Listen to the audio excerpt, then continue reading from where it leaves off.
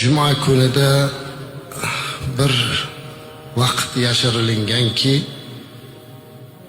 kim o'sha vaqtga muvofiq kelib qolsa, uning duosi shubhasiz qabul.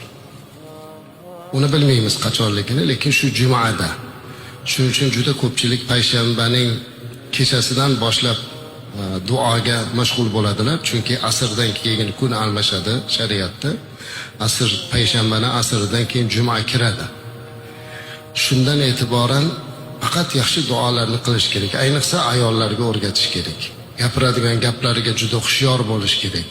Bola tarbiyasida bolasi jahlan chiqarsa, o'lgur devorish kerak emas. 7 daqiqaga to'g'ri kelib qolishi mumkin. Imkon qadar bu kunlarda yaxshi niyatlarni, yaxshi duolarni o'tkazib turishimiz kerak azizlar. Alloh mana shu kundagi o'sha duo qabul bo'ladigan daqiqalarga Alloh hammamizni o'zi nasib qildirgan bo'lsin.